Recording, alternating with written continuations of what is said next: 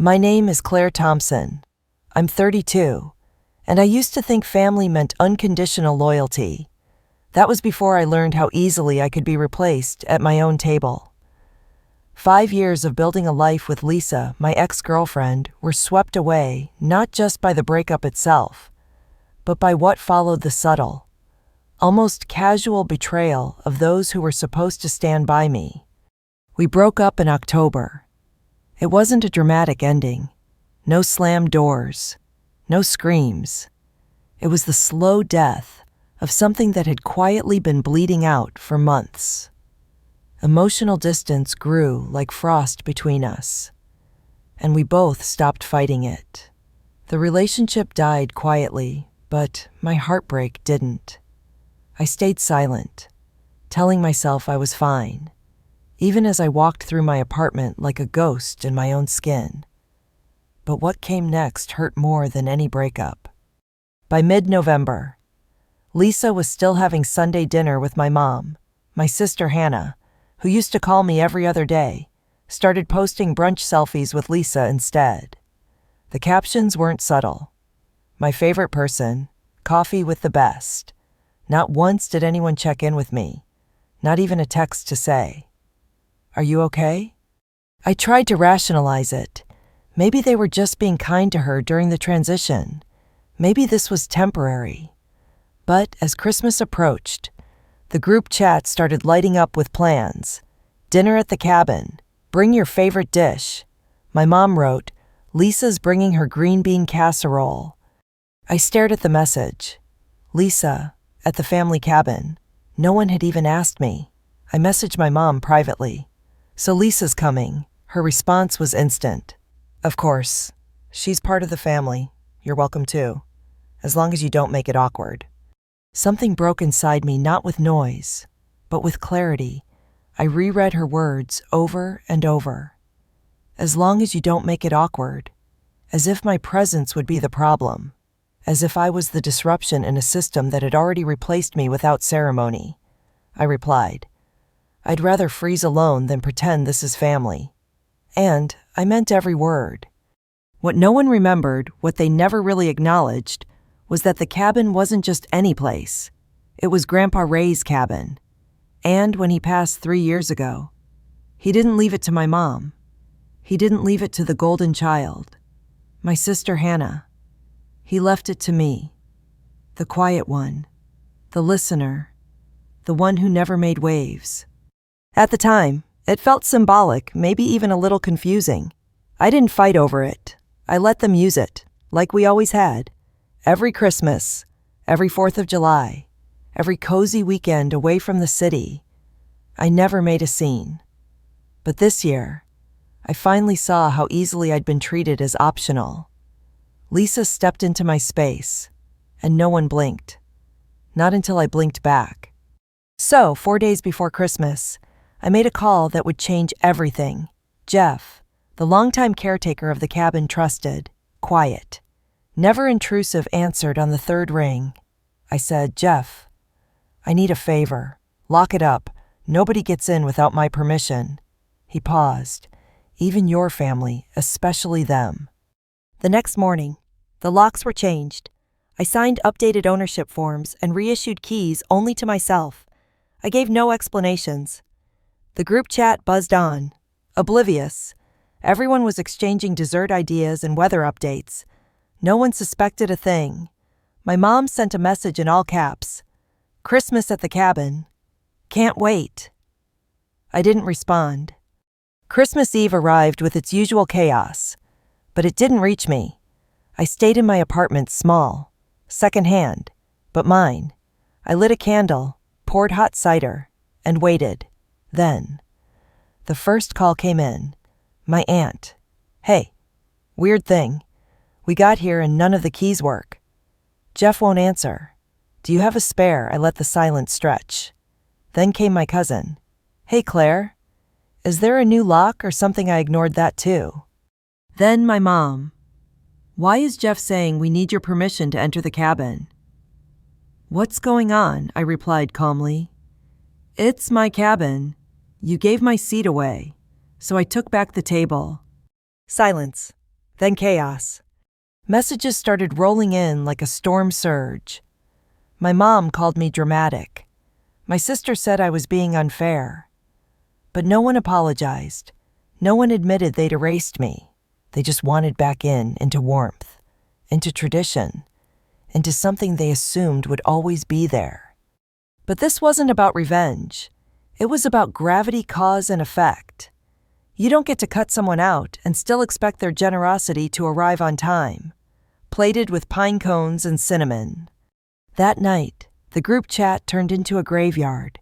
Missed calls, desperate questions, crying kids, cold turkey sitting in the trunk of someone's car. And me, I watched from my window as snow fell gently outside.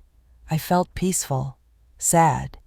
Yes, but not the kind of sad that begged to be fixed. It was the kind that tells you you're finally facing truth. Then, just after midnight, Hannah messaged, "You're punishing all of us for Mom's words." I typed a reply, deleted it, typed again, finally sent, "You all watched it happen. None of you said a thing."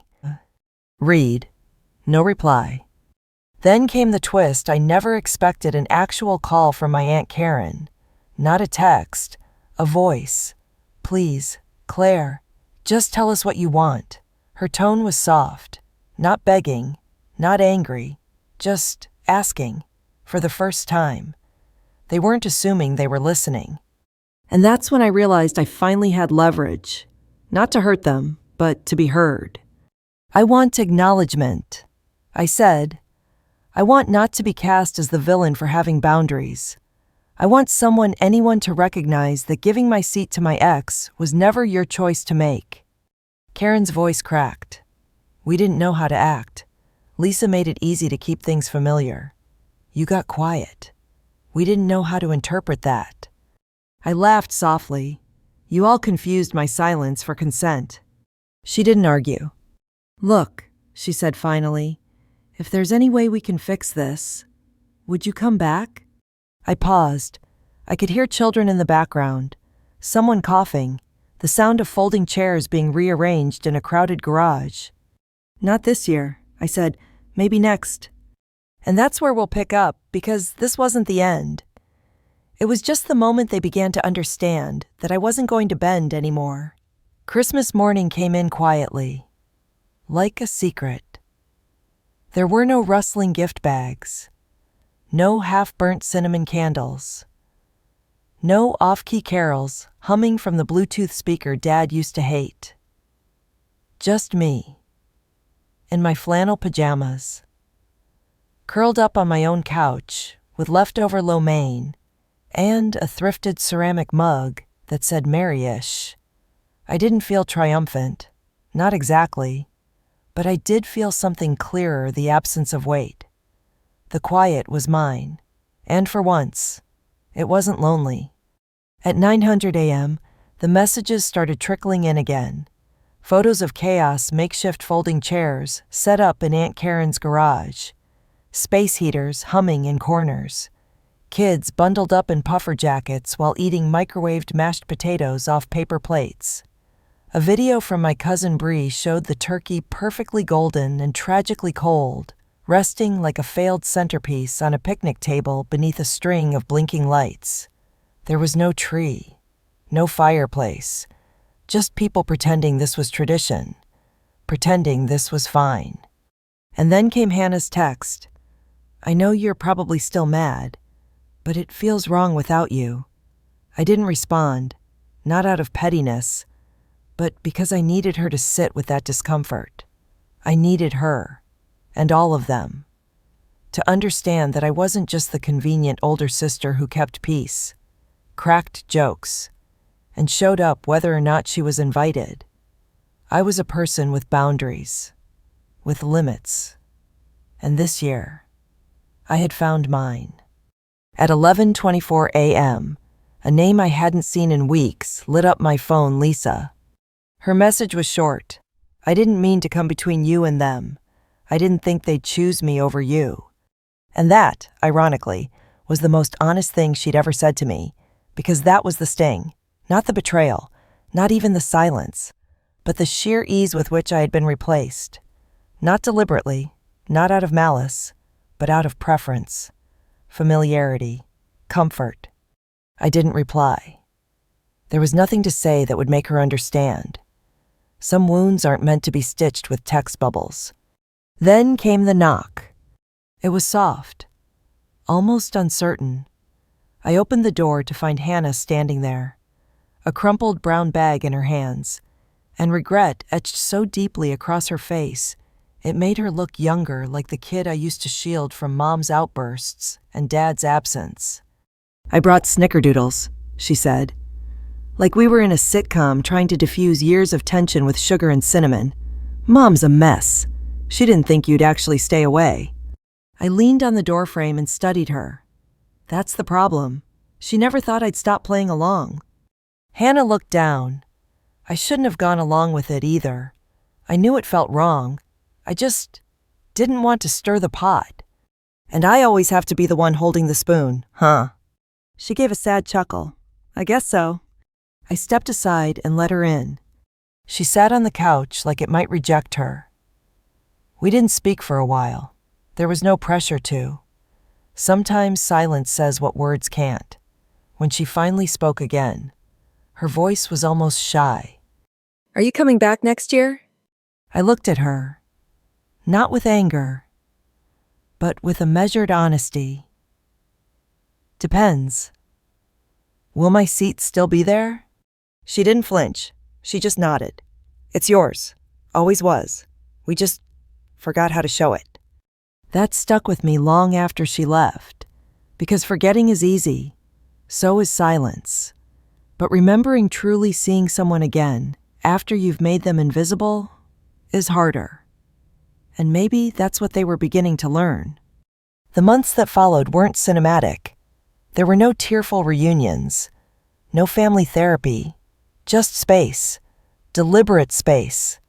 And in that space, I changed. I answered fewer texts, skipped a couple birthdays. I didn't do it to be cruel. I did it because I needed to see who would notice, who would reach, who would try. Spoiler, not everyone did. But the ones who did, Hannah, Aunt Karen, even my cousin Bree, they came with humility, not expectations. And that made all the difference. By spring, Lisa had faded into the background. I heard from mutual friends that she moved to Portland. Her Instagram stopped featuring my family. No brunches, no lake weekends. It was like a ghost had been exorcised from the storyline, but the damage lingered like smoke. Mom didn't speak to me much. Her messages were still clipped, still cautious. But by Thanksgiving, something changed. She sent me a photo of the cabin porch, dusted with early snow, and a caption that simply said, "Thinking of you." It wasn't much, but it was something. And that brings us to this December. The group chat reopened not with blind assumptions or cheerful demands, but careful invitations. "Would you be okay if we had dinner at the cabin again? If not, we'll find somewhere else." They were short, respectful, and most of all, they asked instead of assumed. That shift mattered more than any apology ever could. Then, one morning, I woke up to a long message from my mom. Not an excuse, not a deflection, but something real. She wrote, "I failed you. I didn't know how to separate my love for Lisa from my responsibility to you. And I see now that in trying to hold on to what was familiar, I let go of what mattered. If you ever feel ready to come back, your place is here. No pretending, no conditions." I sat with that for a day, not because I was unsure, but because I no longer rushed to make anyone else feel better before I took care of myself. And when I finally replied, I kept it simple. "Thank you for saying that. I'll think about it." Because healing isn't linear. Forgiveness isn't a light switch. It's a slow rebuild. And sometimes, the most powerful thing you can do isn't to demand change, but to step back far enough that others have no choice but to see the shape of what they've broken. The snow fell heavier that week, coating the roads like the universe telling me to slow down. And I did. Not out of fear, but out of self-respect. The day after my mom's message, I drove out to the cabin not to join anyone, just to see it. The snow was thick but manageable, blanketing the path in silence. Jeff had salted the steps, probably guessing I might show up. He never asked questions, never pried. That's why Grandpa trusted him. I let myself in. The cabin was exactly as we left it after Grandpa's funeral, time-stamped in cedar and ghost memories. I ran my hand along the dusty windowsill, breathing in the stillness, letting it ground me. This place wasn't just a structure. It was proof. Proof that I mattered to at least one person in this family who saw me fully. The weight of that both steadied and cracked me. I stayed a while. No music, no phone calls, just the creaking of wood settling around me. And, in that quiet, I asked myself the real question. Did I want to come back, not just physically, but emotionally, spiritually? Could I ever trust them again? There was no dramatic epiphany, just a thought I couldn't shake. Maybe the point wasn't about returning to what was, but building something new from what survived. That night, I wrote my own message in the group chat. It was short. If we're doing Christmas at the cabin, there'll be new rules. If you agree to respect them, I'll be there. The bubble of silence that followed was its own kind of validation. Then, one by one, the replies came in. Hannah, whatever you need, I'm in. Aunt Karen, of course. Sweetheart. Even Brise less. Just tell us what to bring. But from Mom Radio's silence, I didn't chase it. Instead, I drafted the rules simple, clear, human. No guests outside family. No references to Lisa. No gaslighting my feelings or rewriting history for comfort. Participation is a choice, not an obligation. And most of all, respect isn't a suggestion. I hit send. The next morning, Mom replied, "Understood." Just that. No apology, no explanation. But in a way, that felt like progress.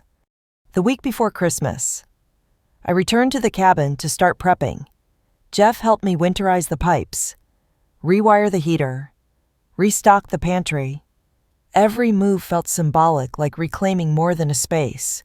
I was reclaiming narrative, agency, dignity, for the first time in years.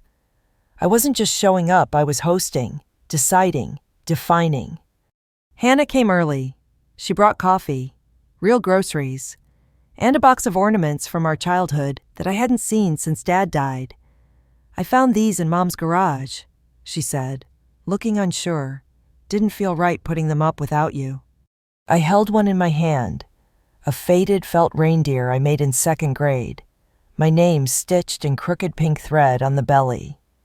And suddenly, I was 8 again, proud of a craft project no one praised, trying to matter in a room too loud to notice. I didn't cry, but my chest burned like I had. We decorated in quiet partnership, not trying to fill the silences, but respecting them. That became our rhythm. The unsaid was no longer ignored, it was honored. Then came the night before Christmas. Everyone had arrived except Mom. I watched them settle in, help with dinner, arrange gifts, laugh a little too loud, compensating. Maybe. No one mentioned her absence, but we all felt it like static. Then, just as I finished setting the table, headlights cut through the trees, a car door slammed, footsteps crunched, and there she was, Mom standing at the door with a pie in one hand and a thermos of cider in the other. As if this were any other year. I didn't open the door right away. I looked through the glass, and for the first time, saw her differently, not as the matriarch or the voice of the family, but as a woman who had clung so tightly to appearances that she forgot to protect what was real. She looked older, smaller, less certain. Finally, I opened the door. "Hi," she said. "I wasn't sure you'd let me in." I didn't smile. I didn't invite her to pretend. You read the rules. She nodded. I did. And I'm here to follow them. Not because I have to, but because I should have years ago. That was the closest thing to an apology I was ever going to get. And honestly, it was enough. She stepped inside. The air shifted but didn't freeze. It adapted. Dinner wasn't perfect.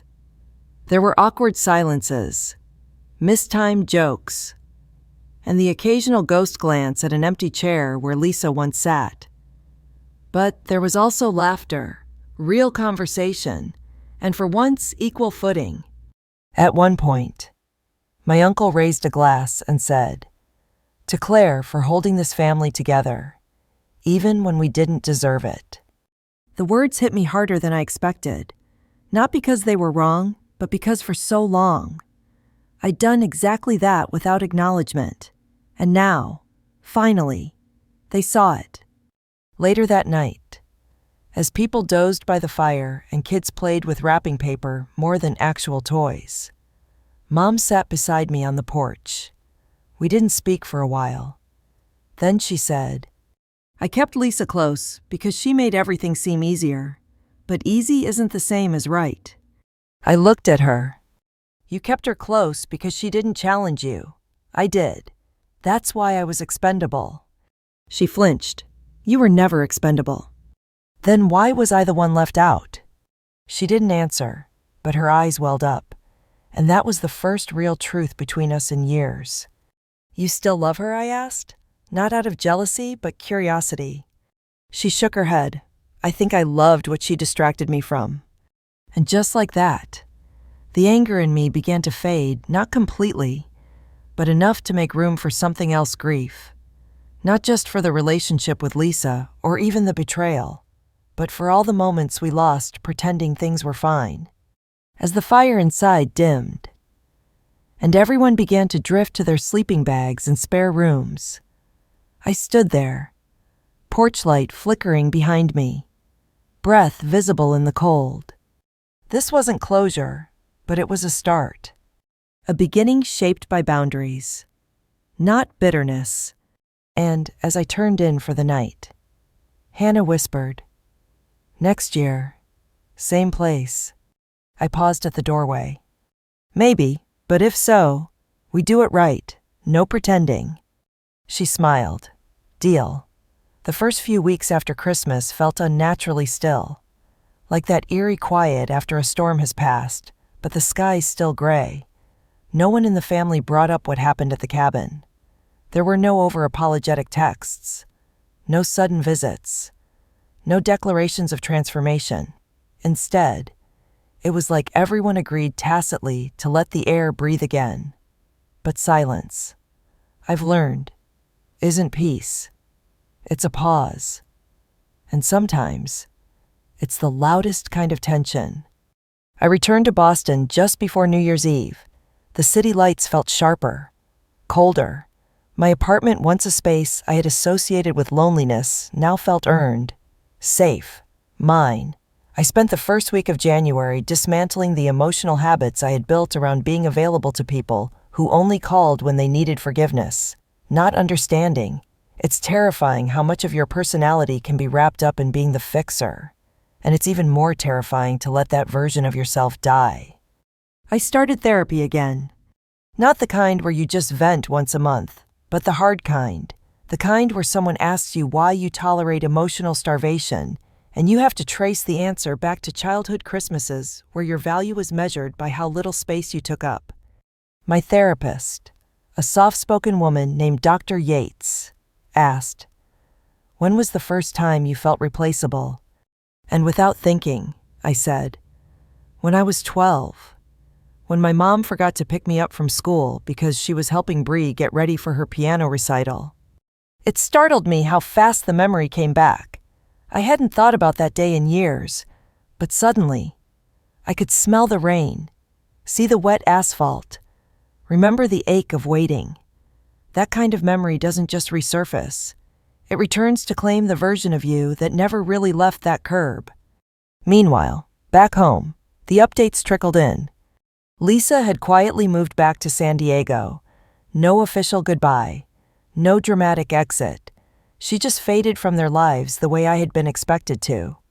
Bree sent a text one day with nothing but a screenshot of Lisa's deactivated Instagram and the words, "Guess that chapter's over." No follow-up. No discussion. Just a closing door no one admitted had ever been opened too wide. I didn't reply. Instead, I poured my energy into work branding design for a firm in the city. A role that paid just enough and demanded just slightly too much. It was a distraction.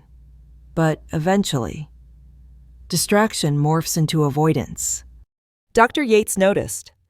"You talk about your family like you're a ghost in their lives," she said one session. "But ghosts haunt. You don't." That sat with me. Because she was right. I didn't haunt, I disappeared. I removed myself so fully that no one had to reckon with the aftermath of hurting me. And for years, I mistook that self-erasure for grace. I started writing again. Journals. Mostly. Not for content. Not for sharing, just to see what my own voice sounded like unfiltered. It came out raw, jagged, sometimes mean. But it was mine. And buried in the pages were little truths I'd never dared say aloud. I hated how much I still cared. I envied the ease with which Lisa moved through spaces that cost me everything. I feared that even with all this distance, I still wanted my mother's approval. In late February, I got a letter. A physical letter, in an envelope with my name scrawled across the front in Mom's handwriting. Inside was 2 pages. No apology, no groveling, just memories. She recounted a time when I was 5, and I'd built a snow fort in the backyard. "You sat in it for 2 hours, waiting for someone to come visit your kingdom," she wrote. "I never came. I told myself it was too cold. But the truth is, I didn't want to pretend that long." She ended the letter with, "I've spent most of your life asking you to shrink. Maybe now it's time I learn how to show up." I cried, not for her, but for the little girl in the snow fort. And then I folded the letter, placed it in a drawer I rarely opened, and didn't respond, because some healing doesn't come from immediate reconnection. It comes from holding space for the wound until it stops bleeding. Spring came, slow and indecisive, the way New England always delivers it. I started going to the park again, alone. I stopped checking the group chat every day. I let silence grow without interpreting it as danger. And one Saturday morning in April, I got a call from Hannah. "Can I visit?" she asked, voice hesitant. "Yeah," I said, "but not to talk about Mom." Agreed. She showed up 2 days later with Thai food, old VHS tapes of us as kids, and the same stupid pillow she used to sleep with on road trips. We didn't unpack trauma. We just watched ourselves be children, innocent, unarmed, back when Bree wasn't the favorite and Mom still laughed with her whole chest. At one point, Hannah paused the tape. "You ever think maybe Lisa wasn't the real problem?" she asked. I blinked. "What do you mean?" "She wasn't the betrayal. She was just the latest excuse they used to avoid you." That hit harder than I expected. Because it was true. Lisa hadn't destroyed my place in the family.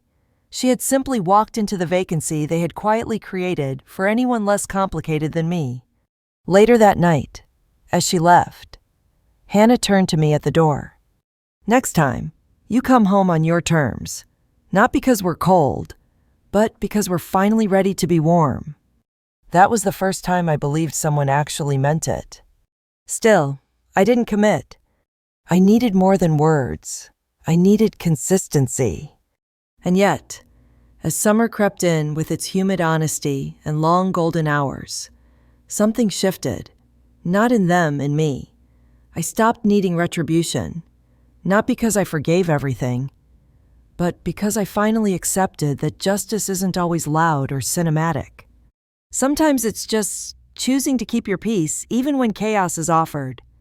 By June, the family group chat had turned into something new, Fewer passive-aggressive gifts, more actual questions. What do you need us to bring? Are you okay with this plan? Do you want to be involved? Not perfect, but better. And on June 19th, my birthday, my mom sent a single text. Happy birthday! I don't expect a reply. Just want you to know I'm thinking of you. And I did reply, eventually. Thank you. That's all. But it felt like enough. By the time fall arrived again, I found myself returning to habits I hadn't realized I missed. Sunday mornings with cinnamon coffee, record player crackling instead of Spotify playlists, the sound of my own thoughts, unfiltered. Healing didn't look like grand epiphanies. It looked like peace in the mundane. I didn't expect the family to change overnight, but for the first time in years, I wasn't bracing for their behavior. I was just living. Then, in early November, I got another letter, this one from my grandfather's lawyer. Inside was a formal notice, a reminder of the will clause none of us had really paid attention to in the event the family does not hold Christmas at the cabin for more than 2 consecutive years. Sole decision-making reverts permanently to the primary heir. Me. They had missed 1 year last year. If they missed this one too, they would never legally be able to claim or vote on anything regarding the cabin. No more group chats pretending it was ours. No more guilt-tripping me into unlocking doors they ignored until winter rolled in. The power would be mine, undisputed, in black ink. And just like that, I was facing a different kind of choice. Do I use this leverage to draw a line or build a bridge? It was tempting to let it lapse, to let silence be their consequence.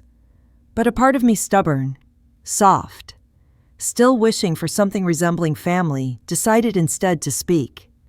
I messaged the group. This year, Christmas will be at the cabin, but on my terms, RSVP by December 1st. If you can't respect that, stay home. Bree replied, first I'll be there. My mom, 3 hours later, thank you. Even Hannah, who had grown closer to me in those late spring visits, responded with a simple, can I help cook? But I still wasn't sure what they were expecting. A second chance, a reset, a redemption arc where I served cider and forgave them all under the glow of string lights. No, I had something else in mind.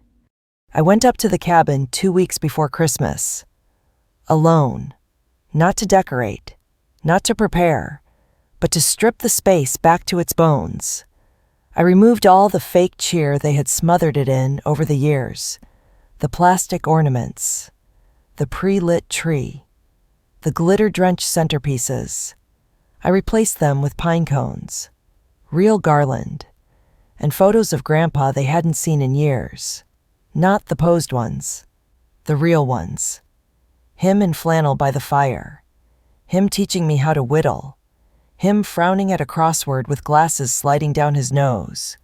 I wanted them to walk in and remember what we had forgotten. This place was built on presence, not performance.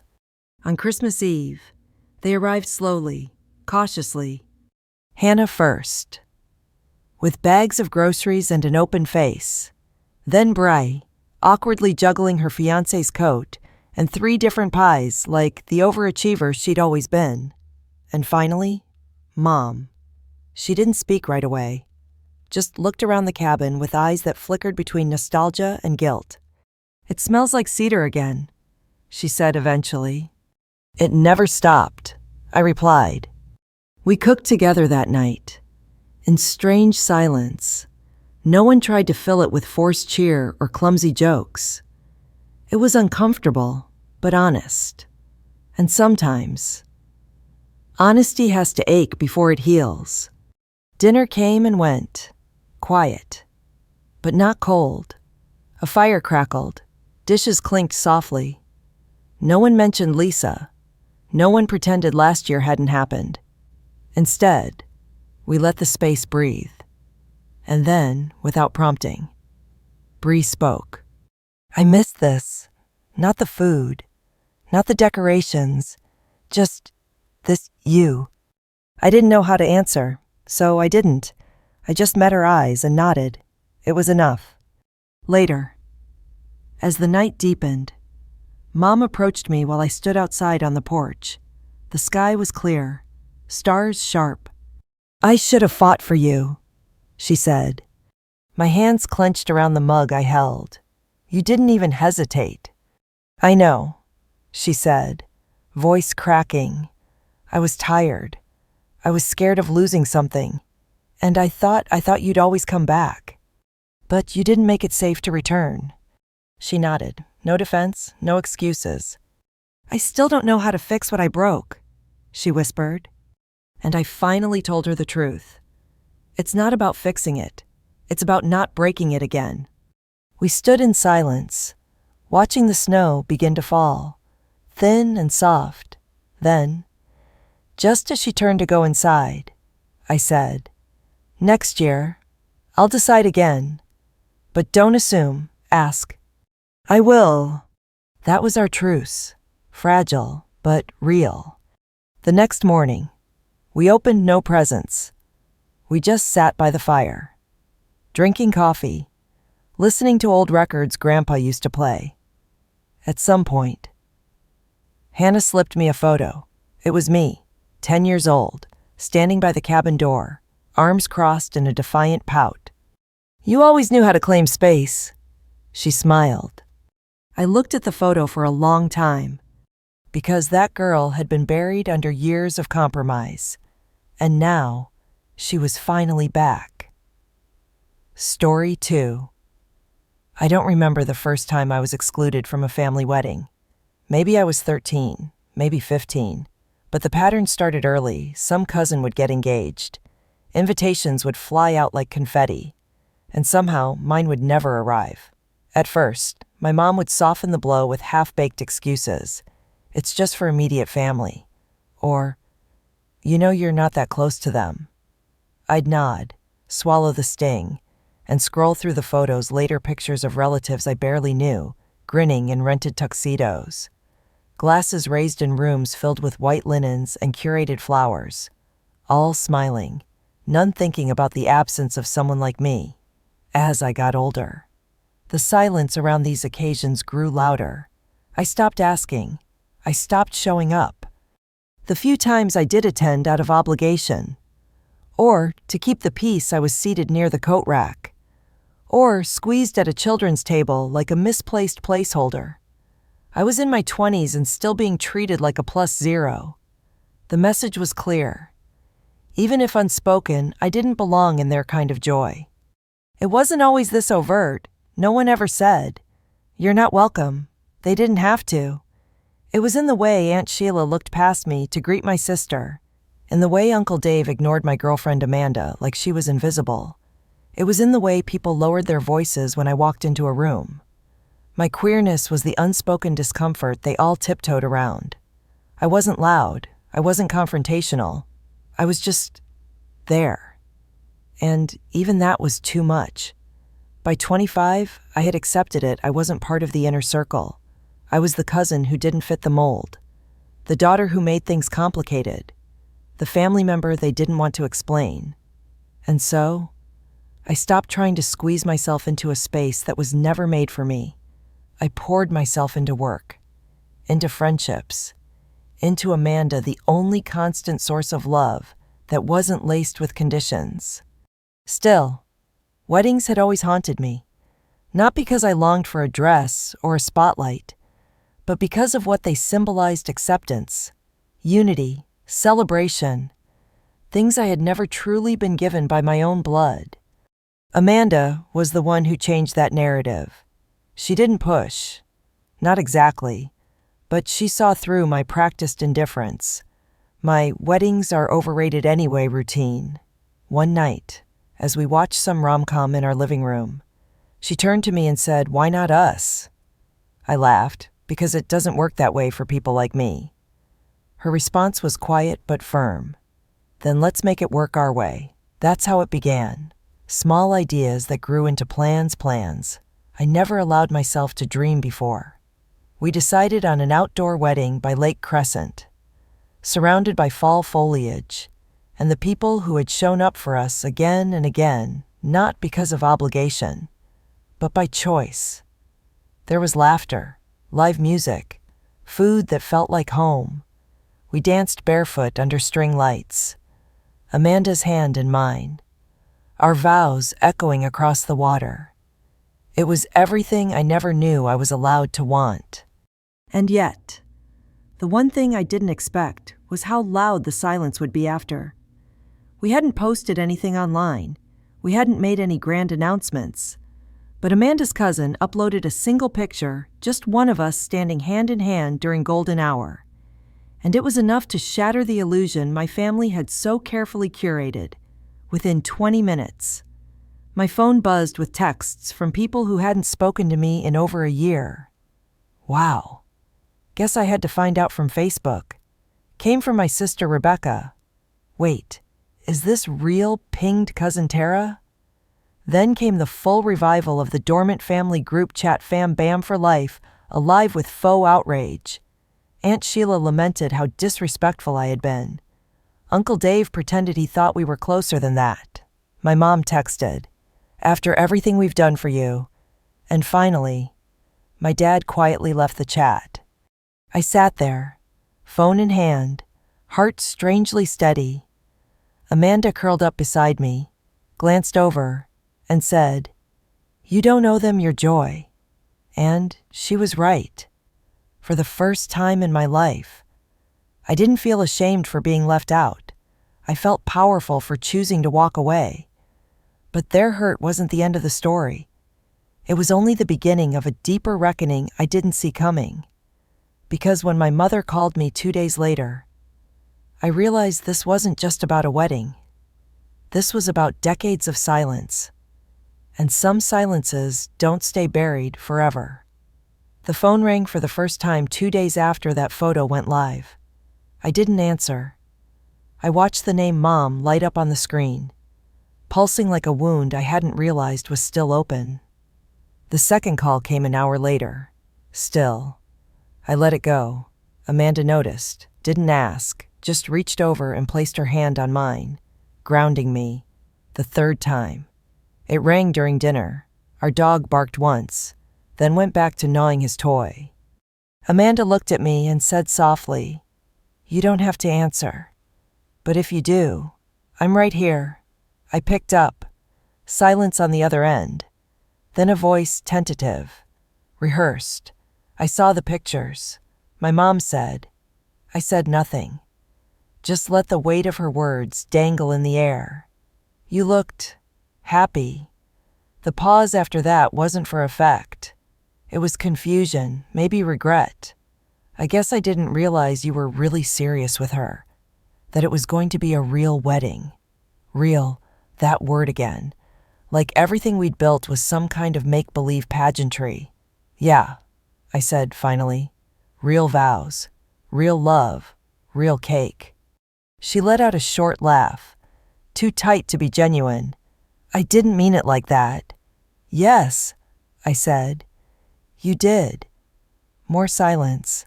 She shifted gears. "I just wish you had told me. We would have come. I would have supported you." My stomach twisted. The absurdity of it. Supported me? Since when? Was that before or after every holiday where you acted like Amanda was just my roommate? Or before all the weddings I wasn't invited to because someone might feel uncomfortable around me? Her voice sharpened. "I was trying to protect you. You know how our family is." "No." "Mom," I said quietly but firmly, "you were trying to protect yourself. Your image. Not me." She didn't argue, didn't deny it. But I could hear her breathing change, measured, restrained, the way someone breathes when they're trying not to cry, or scream, or both. "I just don't want to lose you," she whispered. "You already did," I said. "You just didn't notice." And with that, I ended the call. Amanda didn't say anything. She didn't need to. She just kissed my forehead and pulled me close. And in that quiet moment, I expected guilt to wash over me. but it didn't. What came was peace, a sharp, clean clarity. For years, I had contorted myself into emotional origami just to earn a spot at a table that was never meant for me. But now, I had built my own table, and it was filled with people who didn't flinch at who I was. Still, the aftermath of the wedding was like an aftershock. Each day brought new ripples. A vague message from Aunt Sheila, a heart emoji from a cousin I hadn't spoken to in years, all dangling threads of performative concern or veiled guilt. I ignored them all. I thought that would be the end of it. But then, 3 weeks after that final call with my mother, someone knocked on our door. It was a quiet Sunday morning. Amanda was in the kitchen steeping tea, humming something under her breath. The dog, ever alert, perked up and ran to the door, tail wagging. I opened it cautiously, and there stood my dad. I hadn't seen him in years. Not since my birthday 3 years ago, when he gave me a handshake and said, "Be safe," like I was heading off to war instead of living with the woman I loved. He looked older now, smaller, not frail, but reduced somehow. He held a bouquet from the grocery store, pink carnations, and baby's breath limp from the cold. His face was unreadable. "I'm not here to fight," he said. "I just wanted to see you." I stepped outside, shut the door behind me. I wasn't ready to invite him in. Not yet. He extended the flowers like they could patch over years of silence. "I know I wasn't there," he said, "and I know I don't deserve to be now. But if there's even a chance, if there's something I can do, just tell me." I stared at the bouquet. Cheap, awkward, but something, a gesture. "You want to do something?" I said. "Talk to Mom.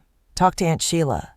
Tell them what you just told me, instead of expecting me to be the cleanup crew for this family. Maybe you could be loud when it actually matters, not just when it's convenient." He nodded, slowly. "Okay, I will." And I believed him. Not because he'd said it, but because for the first time in my life, he wasn't hiding behind Mom's voice or the family's expectations. He looked at me like I was someone he was finally seeing. I didn't forgive him. I didn't hug him. But I didn't close the door either. And somehow, that small crack was enough to let something shift. Something I couldn't name just yet. Something I wasn't even sure I was ready for. But it was there, waiting. The flowers wilted quickly, as grocery store bouquets often do. Still, I kept them on the windowsill, right above the sink where Amanda and I passed them a dozen times a day. Unspoken symbols of something beginning or trying to. A few days after my dad's visit, Amanda asked quietly, "How did you feel when you saw him?" I paused, the question rooting itself deeper than expected, like something cracked open. I finally said, "Not healed, just cracked." She nodded, understanding in the way only she could, then changed the subject to something mundane, as if sensing I'd reached my limit for emotional excavation that day. But the crack didn't close. It grew wider when my phone buzzed again, this time a text from my cousin Tara. "I heard your dad came by. Good. Maybe now everyone can start acting like family again." I didn't respond. That word family had been weaponized too many times to mean anything solid. Still, the message stirred something. I found myself scrolling back through old photos, those that never made it onto social media. Birthday cakes with missing slices. Christmas trees surrounded by more shadows than gifts. Amanda had been there through it all, holding the camera some years, holding me others. I realized that while I had always longed for a seat at their table, I had already built one of my own, steadier, quieter, but real. And yet, curiosity gnawed at me. Had anything changed on their end? A week after Dad's visit, my phone rang again. This time it was Aunt Sheila. I let it go to voicemail, half expecting a rant. Instead, her message was oddly neutral. "Hi."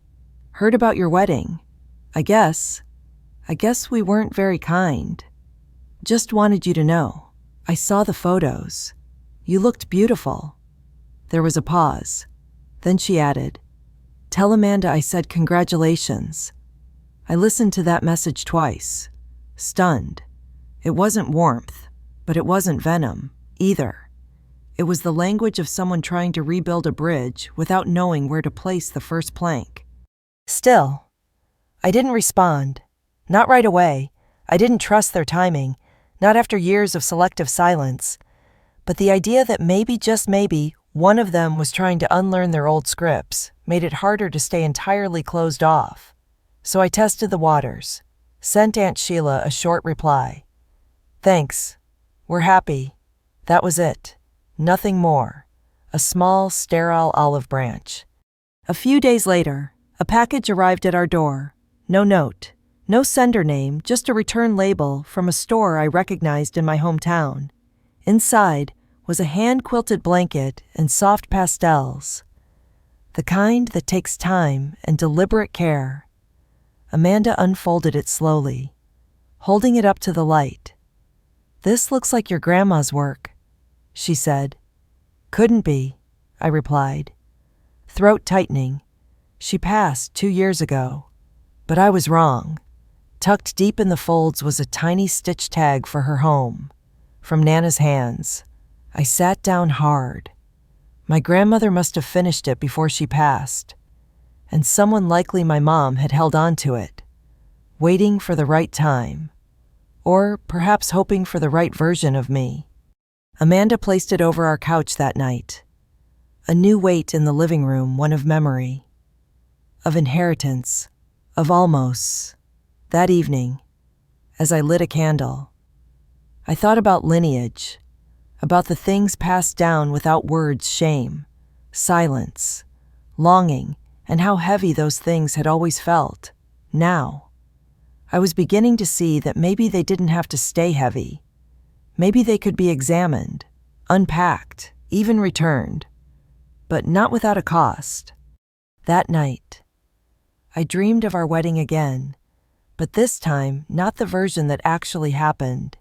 In the dream, I was sitting at a long table outdoors, strung with lights, surrounded by people laughing, and there at the edge, just beyond the circle of light, stood my mother, watching, not moving closer, not turning away, just watching. When I woke up, I wasn't sad. I wasn't angry either. I was still, contemplative, because sometimes that's all reconciliation ever looks like, not a dramatic embrace or teary apologies, but a quiet acknowledgement across a gap that's still too wide to cross. For now. And that gap, it could shrink, or it could stay.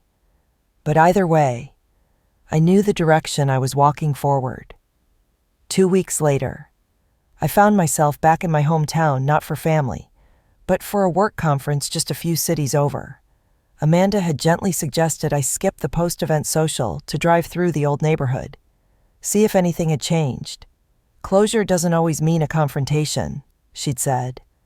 I wasn't sure what I was looking for, nostalgia, maybe, or proof that I had truly outgrown it all. As I turned down the familiar streets, I noticed the faded paint on the curbs, the bent mailbox in front of our old house, and the porch light that still flickered the same way it did when I was 16, sneaking out to find pieces of myself that didn't fit inside that house. I parked across the street and sat in my car, engine idling. The front door opened. My sister stepped out, older, rounder in the face, her phone pressed to her ear. She didn't see me. She laughed at something, then disappeared back inside. It should have meant nothing, but my chest tightened. For a second, I imagined walking up, knocking on the door, and saying something brave or mature or final. But the image dissolved almost as quickly as it came. That house had never held space for the real me. It wouldn't now. Back at the hotel, I called Amanda. I didn't go in, I told her. I didn't even wave.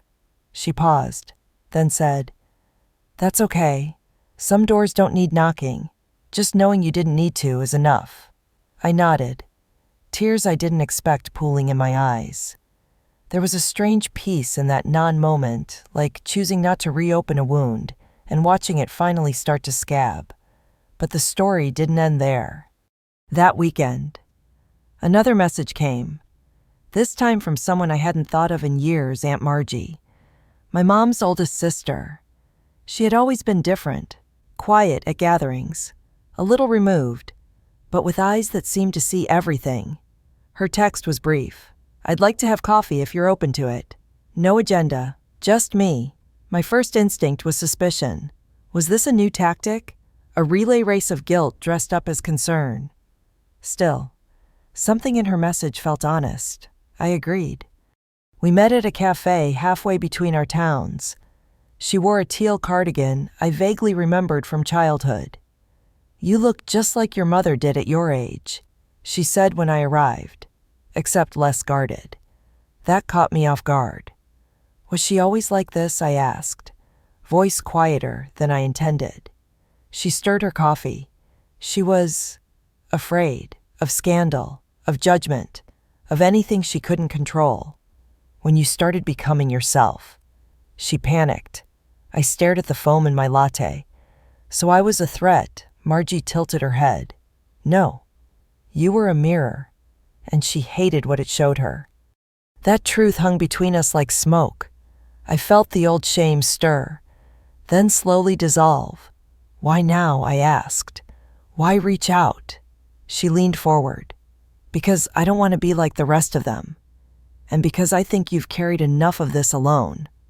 I swallowed hard. For a long time, I had believed that everyone in my family moved in lockstep, speaking in one voice of judgment and disapproval. But now, maybe there had been other voices quieter, drowned out, but still there. We sat for hours. She told me stories of my mom from before the fear took over, shared photos I had never seen, and offered something I didn't expect: context, not excuses. Then said, "You know what I think? I think the version of you who once begged to be seen finally got tired of waiting. And, in that space, you made room for the version that doesn't need to beg anymore." Her words settled into me like a seed, not loud, but certain. And I realized the next part of this story wasn't about proving anything to anyone. It was about learning to stop shrinking to fit into places I'd already outgrown. Weeks passed, and the storm around my wedding began to quiet. My phone stopped buzzing with passive-aggressive texts. The group chat fell back into its familiar silence, and life resumed its quiet rhythm. Amanda and I spent more evenings on the porch, watching the sky fade to amber, sipping tea and talking about everything and nothing. But the silence from my family wasn't peace. It was a vacuum. And I was learning that even silence can scream if you've spent your whole life craving acknowledgement. Then one morning, an envelope arrived in the mail, no return address, just my name, scrawled in familiar handwriting I hadn't seen in years. Inside was a letter, handwritten, from my cousin Tara. She apologized, not just with words, but with details. "I used to tell myself I was neutral," she wrote, "that I couldn't risk making waves. But the truth is, silence was easier than courage." She went on to explain how uncomfortable it made her to see me excluded, how she had overheard conversations she should have spoken against, but didn't. She admitted that watching the wedding from afar had shaken something in her, made her question what kind of family she wanted to be. "I can't undo what I didn't do, but I'd like to start showing up now, if that's still allowed." I read it twice, then again, and something unexpected stirred, not bitterness, not triumph, but the tiniest flicker of hope. It wasn't validation. It was recognition, acknowledgement, something that had been denied to me for so long. It had become foreign. I showed Amanda, and she smiled softly. "You don't have to respond right away, or ever. Just know that you got through to someone, That's not nothing. And she was right. But the truth was, I didn't know what to do with it. Was this a doorway, a trap, a fluke? I spent days thinking about it, remembering Tara as a girl loud, wild, a bit cruel when no one was watching. But people grow. Maybe she had too. So I called her. She picked up immediately. I didn't think you would, she said. Her voice cracked on the second word. Photos of me and her, from when we were kids, framed on a side table. A pride flag pinned gently on the wall, and an open seat at the table already set. No hesitation. No apology for the past baked into every word. Just space. Space to belong. We laughed. We reminisced. We avoided heavier subjects but danced around their edges with shared glances and unsaid understanding.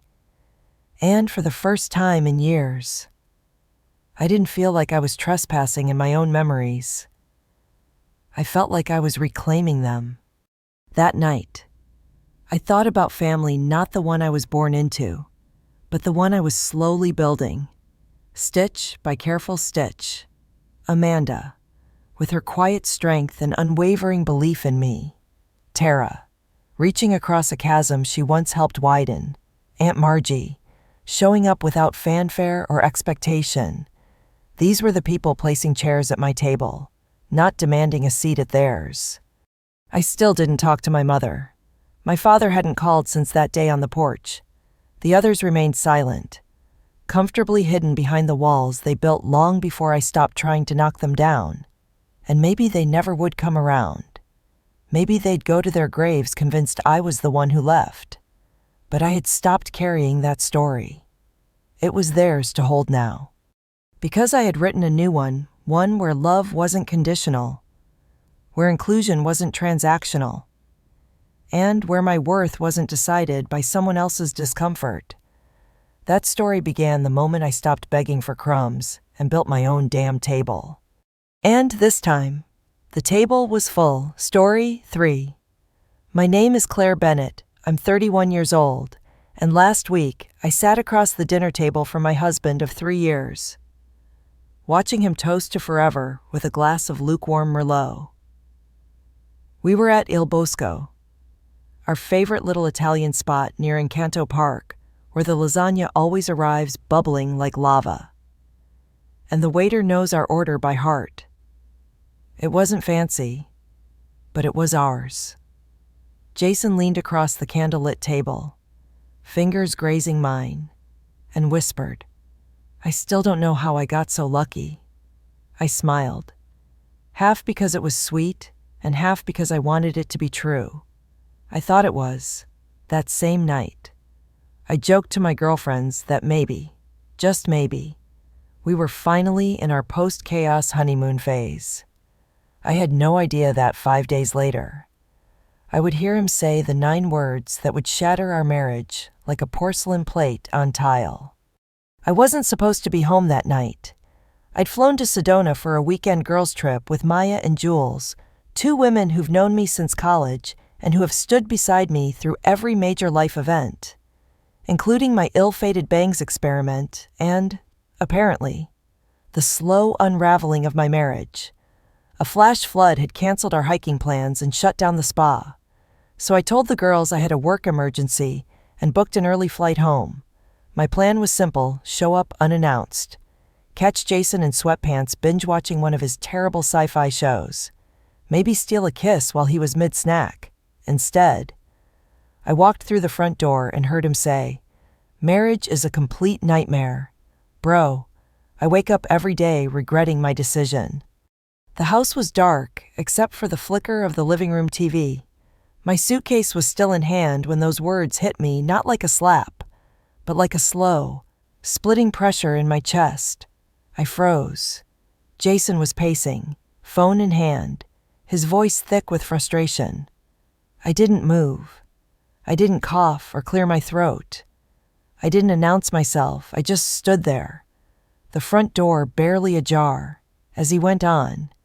If it wasn't for her family's money, I'd be gone already. You know that. There was a pause. Then laughter his, bitter and low, the kind that scrapes against your skin. I backed out silently, closed the door behind me, and walked back to my car without ever being seen. I don't remember much of the drive, except that I ended up in a 24-hour diner off I-17 nursing a stale cup of coffee and pretending to scroll through my phone while my entire life collapsed between bites of pie I couldn't taste. The next morning, I came home at the time I was expected to. I rang the bell, laughed loud enough in the hallway to be heard, and let him pull me into a hug like nothing had changed. He kissed my forehead and said he missed me. And I smiled like a woman who hadn't heard her husband openly wish she didn't exist. I told myself I needed more time to figure out whether this was just some cruel, careless venting session or if I was living with a man who had never actually loved me. So for 5 days, I played along. I kissed him goodnight. I made him coffee. I responded to his texts with heart emojis. But every smile was a shield. And every hug made me wonder how many times he had practiced lying to my face. What struck me wasn't just the betrayal. It was the math. He wasn't talking about me when he said he'd be gone. He was talking about the money. My family isn't exactly wealthy, but my parents are generous, and they've helped us out down payment on the house.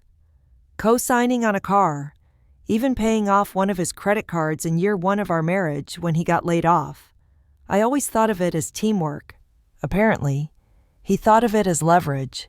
That realization stung more than I expected. This wasn't just about love gone cold.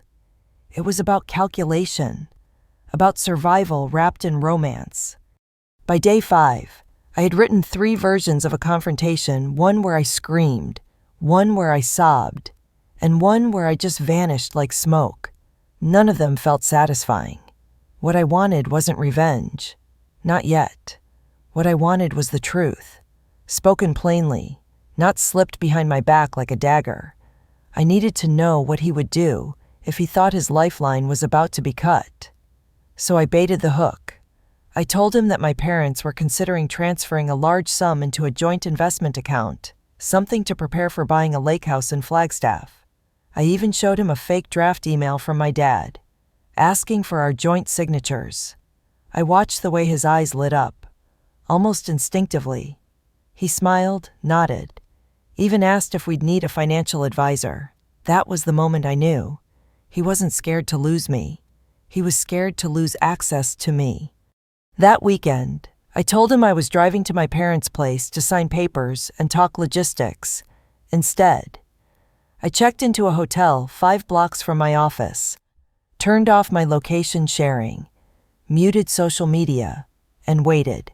At 9:13 a.m. the next morning, the first call came, then another at 9:24, then 9:41. By 1 p.m., I had 27 missed calls, 5 voicemails, and 1 man unraveling in real time. I listened to the last message twice. "Hey babe, listen. I've been thinking about what we talked about. I know I haven't always been the best at expressing myself, but I'm all in. I love you. I want to build a future with you. Just call me back." Okay. We hadn't talked about anything. He was improvising. He wasn't afraid of losing me. He was afraid of losing the illusion. And that was when I knew this wasn't going to be a conversation. It was going to be an ending, just not the one he expected. I didn't call him back, not that day, or the next. I stayed in that hotel room like it was a bunker cold air, muted television, and blackout curtains that blurred time. I listened to his voicemails on repeat, studying them the way a prosecutor studies a confession. Not a single word was about me, not my well-being, not how I was doing, not even where I was. It was all about him, his fear, his panic, his sudden desire to talk. Now that money might be on the line. The man who once forgot my birthday but remembered the due date for his student loans suddenly wanted to build a future. By Monday morning, I had made 3 critical moves. First, I opened a private bank account in my name only. Second, I contacted a family attorney Maya had recommended months ago back when Jules was going through her own bitter split. Third, I asked my dad to quietly pull back the fake paperwork, which had never left his drafts folder in the first place. My father didn't ask many questions. He's not the type. But I heard the disappointment in his silence, not in me. In Jason, a man he had vouched for, invested in, and trusted. I returned home that evening at 6:07 p.m., a bouquet of lilies waiting on the kitchen island like a white flag. He smiled wide, almost rehearsed. "You're back, I missed you," he said, stepping in to kiss me on the cheek. The lilies were a careless choice. I hate lilies. They make me sneeze and remind me of funerals. I thanked him anyway. He didn't notice my voice catch or my eyes shift toward the shredder in the corner, where I planned to send that cheap apology. The rest of the week played out like a warped sitcom. Jason was overly helpful, too helpful. He folded towels the way I liked them, rinsed his plates before loading the dishwasher, even texted midday just to say he loved me. It was all off. Not because the gestures weren't nice, but because they were timed like a man walking on a frozen lake, listening for cracks. He knew something had changed, but he hadn't figured out what. He thought he was charming me back into position, into silence. He didn't realize I'd already moved off the board. Thursday evening, while folding laundry, I brought it up. "Hey, did you go out for lunch this week? I saw a charge on the joint card, Kale Luna Bistro." He barely paused. "Yeah, with Ryan, business lunch. You know how he is, always wants the pricey spots." He laughed like it was nothing. Ryan, the same friend he had ranted to on the phone, the one who once joked he'd take my place on the Netflix account if we ever split. I smiled, tucked a shirt into a drawer, and nodded. "Cool, just checking." That night, while he snored beside me, I picked up his phone. His passcode hadn't changed his birth year twice. He always thought cleverness was optional. The call logs were wiped. So were most of the texts. Sloppy. But what he didn't know, what he would never know until it was too late, was that 2 weeks ago, I'd installed a simple backup sync on his device. Every message, every call, every contact auto-forwarded to my cloud. The texts were there, not many, but enough. Jason to Ryan, "You think she bought it?" Ryan, "Dude, 100%. She's in deep. Just keep it cool." Jason again, "Once the money hits, I'll start untangling things. Few more months tops." That phrase, untangling things, that was how he described our marriage, something to unravel, like bad holiday lights or old wires. Not a commitment, not a life, a problem. I didn't cry. I didn't even feel anger, not in that moment. What I felt was clarity, cold, brutal clarity. I wasn't married to a man. I was tethered to a parasite with good cheekbones and practiced charm. I watched his chest rise and fall in sleep, heard him snore through the hum of the fan, and wondered how many lies he'd told me while looking me in the eye. This wasn't love. It never had been. It was convenience, a soft place to land until something shinier came along. But if he thought he could walk away on his terms, take what he wanted, and vanish clean, he had underestimated me in the worst way possible. I wasn't going to scream. I wasn't going to cry. I was going to let him keep playing house while I burned the foundation beneath his feet. And the first spark, it would arrive on Saturday morning. Just one more move left to make. Saturday morning arrived crisp and quiet. The kind of morning you almost feel guilty disturbing with noise. But I wasn't feeling guilty. I was calculating. Jason was in the kitchen, humming something forgettable while flipping pancakes in that chaotic way that always made the stove look like it had survived a food fight. I sat on the couch, folding laundry that didn't need folding, waiting for the moment to arrive. The moment he would ask, without knowing he was handing me the last nail for his own coffin. "Babe," he called out, not looking up. "Can you check who just texted me? My hands are a mess." His phone was on the counter, unlocked. The request came with such casual confidence that it almost made me laugh. I walked over, wiped my hands on a towel for show, and glanced down at the screen. A preview flashed from someone named Isabel Work, except she wasn't from work. I remembered her name from a comment on his Instagram a few weeks ago, something flirty and fast deleted, but not fast enough.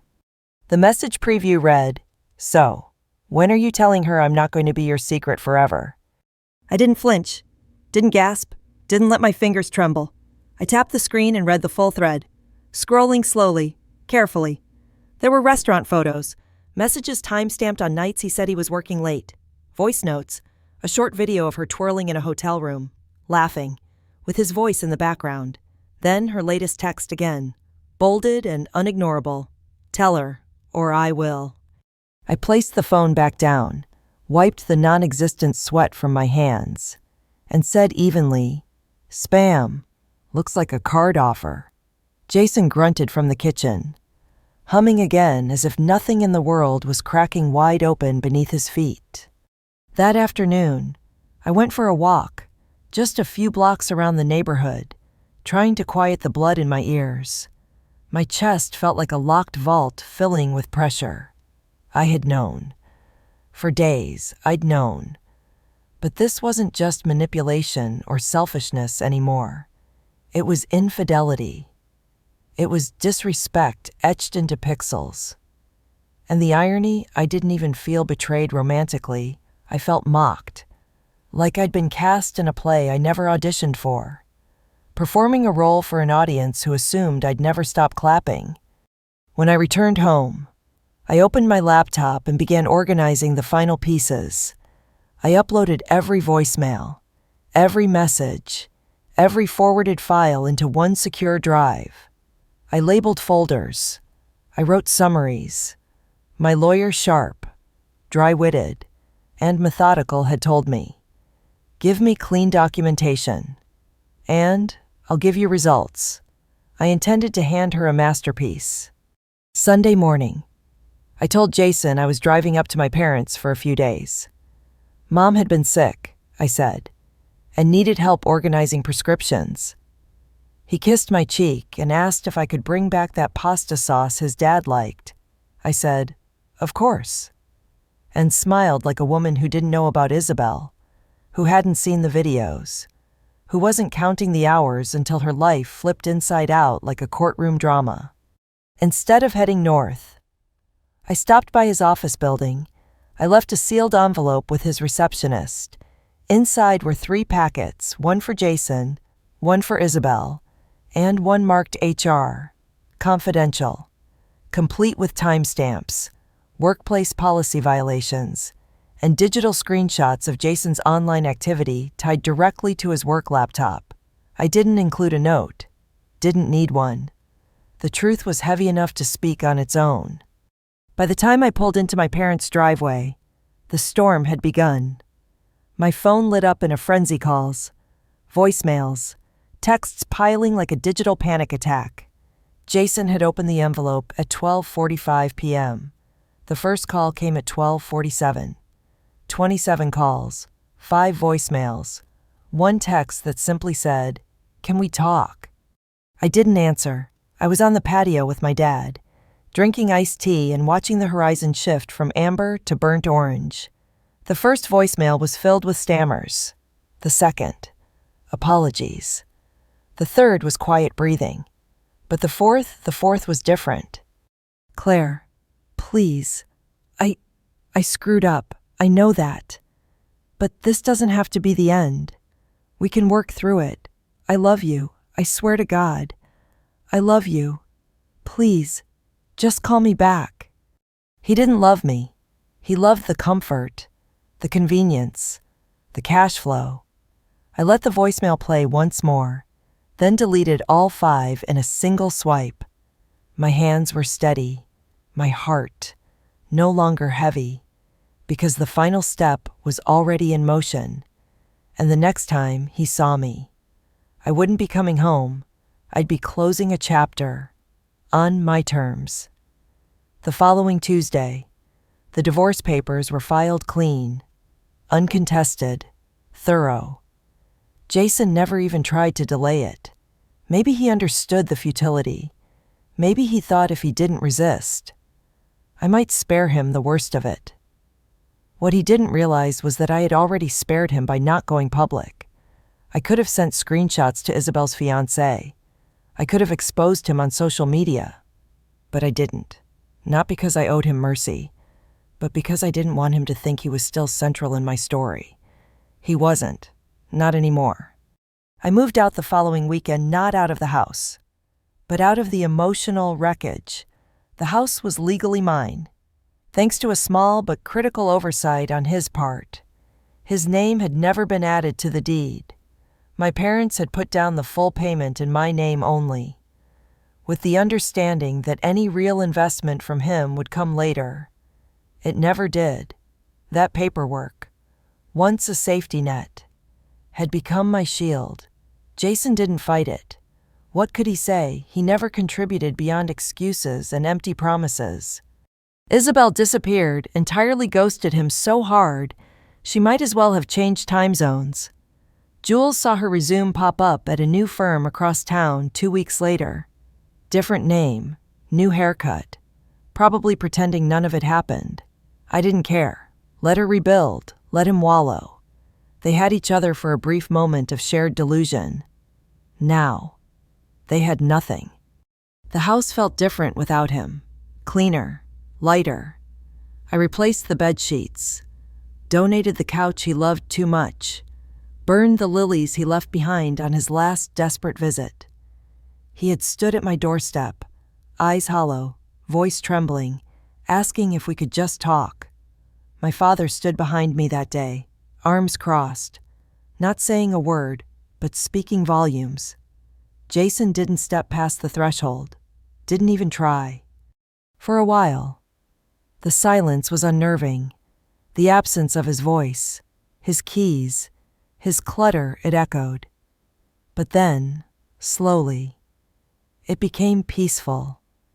I started leaving the windows open, letting sunlight fill the kitchen, cooking real meals for myself without rushing, laughing with Maya and Jules over wine without pretending. It was like breathing through unclogged lungs for the first time in years. One evening, as I organized some old folders, I stumbled on a list I'd written 2 years into our marriage. It was titled, Things I Love About Us. There were 22 bullet points, all so painfully hopeful.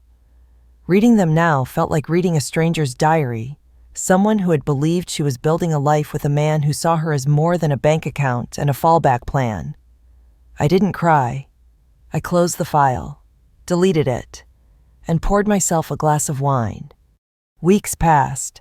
The paperwork cleared. The accounts were separated. The lawyer called to confirm that everything was finalized. "You're free," she said. 2 words, simple and staggering. I thanked her, hung up, and let the silence wrap around me. Not heavy this time, just real. 1 month later, an envelope arrived. No return address, but I recognized the handwriting immediately. Inside was a single card. The front read, "Wishing you all the best." Inside, "I know I don't deserve your forgiveness, but I'm sorry for everything. Jason." I didn't keep it. I didn't even finish reading. I tore it clean down the center and dropped it in the trash. Some nights I still hear echoes his voice from that night. The voicemail tremble. The lies told so smoothly they almost sounded like care. But they're just echoes. Background noise. My life now is built on solid ground. 1 brick at a time. No secrets. No schemes. Just truth. Earned the hard way. And sometimes, that's the most beautiful kind of freedom.